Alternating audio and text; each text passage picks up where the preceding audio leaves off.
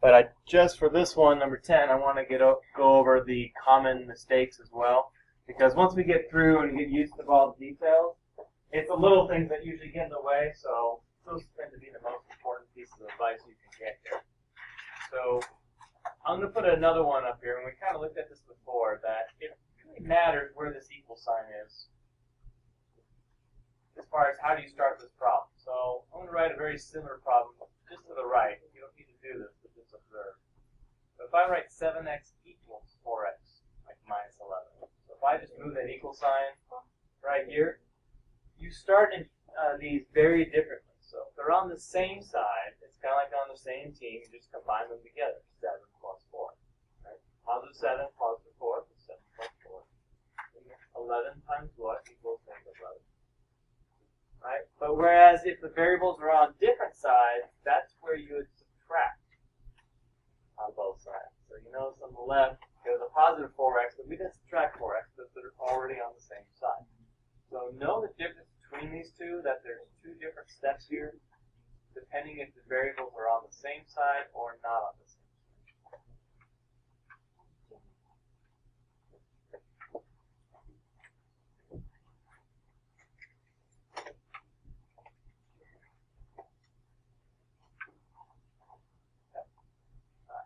And I'll let you finish that. So when we get to this point, I'm assuming you know how to divide by 11 on both sides. Again, you don't need to do this one. This is just an example. All right. And we will have plenty of stuff with fractions, but remember, you do have calculators available to you now during the quiz that can do fractions. So we're no longer allowed to say this problem's hard because it's a fraction. I didn't know how to do that one because I had a fraction in it. Not okay to say that. You don't want to usually say I can't do the 5th grade math in a high school level problem, so therefore I didn't do it. Okay? Don't want to go around telling your teachers that, because there's really no excuse, especially if you have a calculator that will do it for you. Right? Free of charge. Right? So just keep in mind it's the same thing. If you're not sure where to begin, here's a good strategy. Just take off the denominators and see what would you do if there were no denominators. So if I made this like negative 1 equals x plus 2 minus 3x. Right? Would you know how to solve this one? Yeah, you'd probably subtract 2 on both sides, right? And you'd combine these two together since they're on the same side, and you'd get negative 3 equals x would be 1x minus 3x, you get negative 2x. So you know the algebra already. You know what you're supposed to do. Don't change a thing because it's a fraction. So like here we would subtract 2 on both sides since it's plus 2. So same thing here. If it's plus 2 over 3, you would subtract 2 over 3. So the algebra does not change because it's a fraction. It's still a number, it's just a part of a number. It's just not a whole number. And we'll still just combine 1x and minus 3 over 2x, right? So don't change anything. That if it didn't have denominators, you'll do the exact same steps. So that's one way you can look at this if you're wondering, well, where do I start with fractions? Right next to it without fractions, and ask yourself, what would you do? Okay, that equals 0, just like 2 minus 2 equals 0 here. Right? And negative 1/6 minus 2/3, you'd have to do that. Okay, so that would be negative 4/6, so negative 1 minus 4 would be negative 5/6. And then just like before, we did 1 minus 3, but this time we have to do 1 minus 3 over 2. And since it's in fractions, you must leave it in fractions. Don't convert this to a decimal and start with decimals. Everything's in fractions, so let's leave it as such. So I have negative 1/2 x. Right, notice I've worked with fractions right now. I have not done a reciprocal. So there's a common mistake where some people see a fraction, they automatically think it has to be a reciprocal right away. But that's only when you're trying to solve for x and you have a coefficient of x here. When it's a fraction times a variable, that's when you do the reciprocal. So, because this equals 1. We're trying to get our answer to be 1x. So that's why we do the reciprocal. You don't want to do it just all the time. Okay, so we have a 2 on the bottom, so I have a 2 on the top, cancels out. I have a negative 1, I have a negative and a 1, so see how everything cancels out? You're left with x.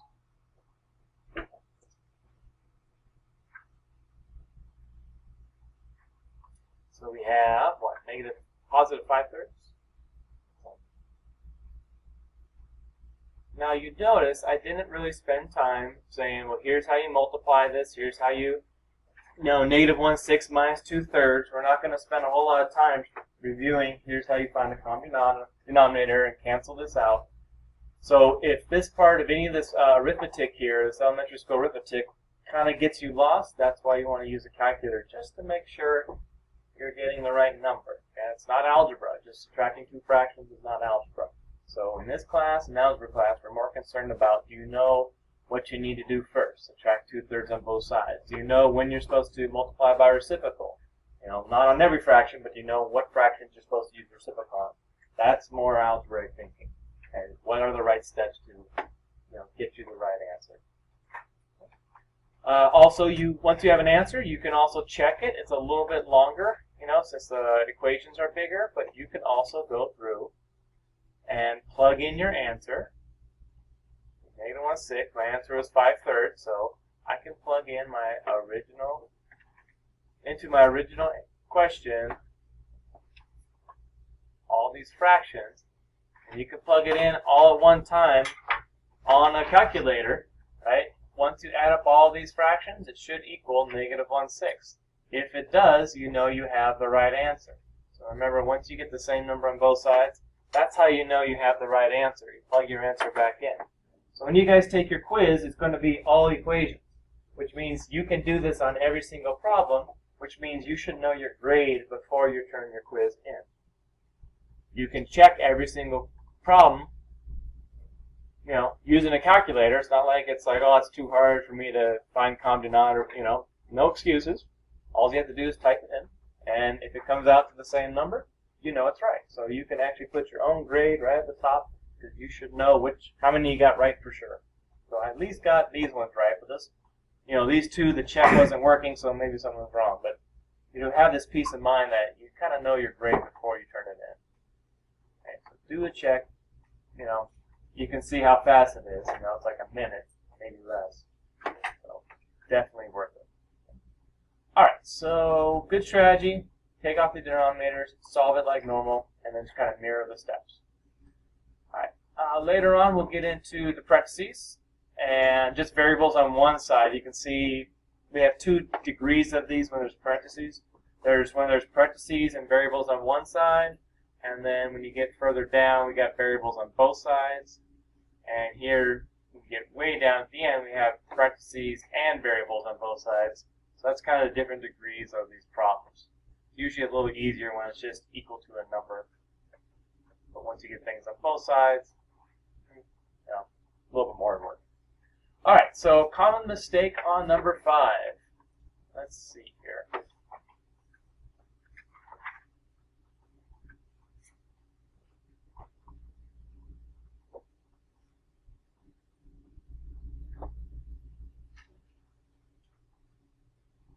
What's the mistake?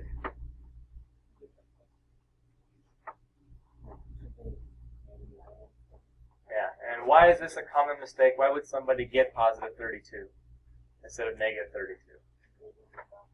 Yeah, so they think, well, this is a subtraction sign. They don't think of it as a negative, but when you have a subtraction sign here, you can make sure you consider that a negative, so you get negative 32k. And really, when I'm grading these, and it's been this way for years, that's the number one mistake. We get so good at all the algebra, what you do to both sides, and all that stuff, then we forget something super tiny, small like this, and it messes it all up. So if you happen to do all this problem, you get an answer, and it just doesn't work, it just doesn't check out, you try it 5 times, it doesn't check out, go back and look for a mistake with negatives. Forget the numbers for a second, and just ask yourself, negative times positive should be negative, with no numbers, and you might find it that way. All right, so then you can just finish this up. Numbers on the same side, so 4 minus 3 is just 1. Right.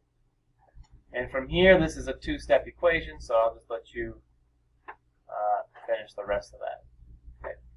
So once we get to here, it's kind of like routine. Oh, I know how to do it from there because we've done this for a whole week and a half now. Okay. All right. Okay. I'm going. I'm flipping over to the back. Let's see here. do some with variables on both sides? Yes. And combining like terms. It's got all the different things that we've been working on, but all together in one equation. Show as many steps as possible to avoid mistakes. I'm going to do just parentheses first, and that's it. So if you find yourself doing these really fast and not getting the right answer, slow down. And miss one little detail, throw the whole thing off. Okay. So the blue is what's new, and the black is what I'm just bringing down. So always do distributive first.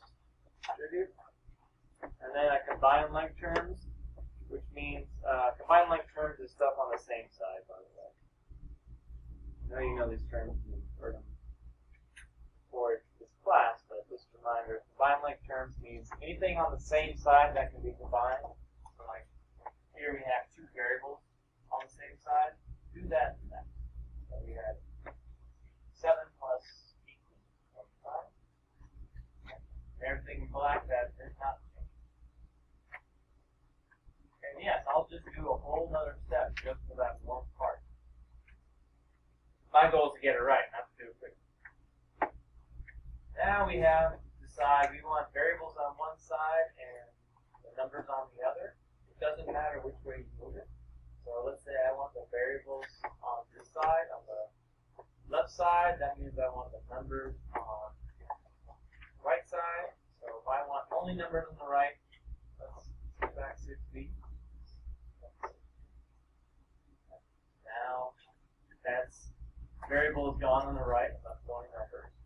Same thing here, if I want only variables on the left, 21 needs to go. So I'm going to subtract 21. Now you notice how I do the numbers and the variables all in one step. Do that as well. So I have numbers canceling out here, variables canceling out here, and I can have what I set out. Numbers on the right, negative 17 minus 21, negative 30. And I have variables on the left, like I set out from the beginning. I have 25b minus 6b, and bring down. And from there, of course, you can divide.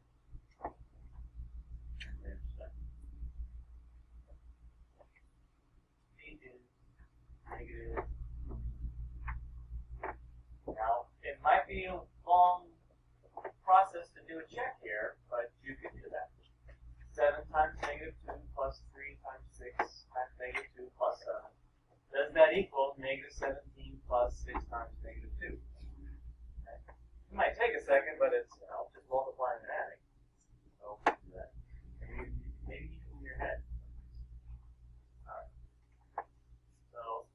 First I distributed, then I combined like terms on the same side, and then I did the add, subtract, the variables and numbers. And that's usually how the process goes. You're going to distribute, combine anything on the same side, and then start adding, subtracting to both sides of the variables and numbers. Put variables on the left, numbers on the right, or vice versa. Alright. One more one.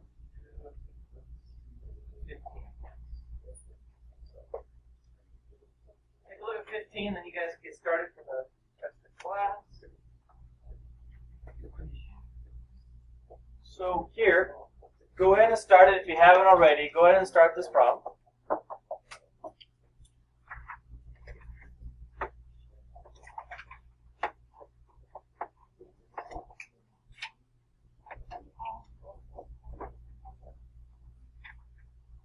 And you end up with what? 12n plus 24 minus 12n minus 4. Right? So the first step was to distribute. We know that. The second step is to combine like terms, which means on the same side. So we have numbers and variables on the same side. Those go together. So that means I can simplify the 12n and negative 12n, and I can simplify 24 and minus 4. So 12n minus 12n, though, is 0n. And 24 minus 4 is 20, positive 20. And then the right-hand side just bring down. But of course, you know, we usually don't write 0n. We can just write this as 20 equals 14. So with no variables, what would this answer be? No solution, because these are different. Okay, so you remember last week I had you write down, write down an equation that has answer 0, one that has no solution, and one that has all real solution. Right? So we know the difference when we get there, which is which. What could you change on this so that it wasn't all reals? What could you change, like let's say right here, to make this an all reals? Okay. Well, what's a specific thing to actually make it equal to 14? What could you change here? Oh, on this side. Right here. On the actually, yeah, on the left side. On the left side. Close, not 6, but so we have 24 minus 4 is giving us 20. To make it all reals, what number do we need to get here? 10. Get a second think about it.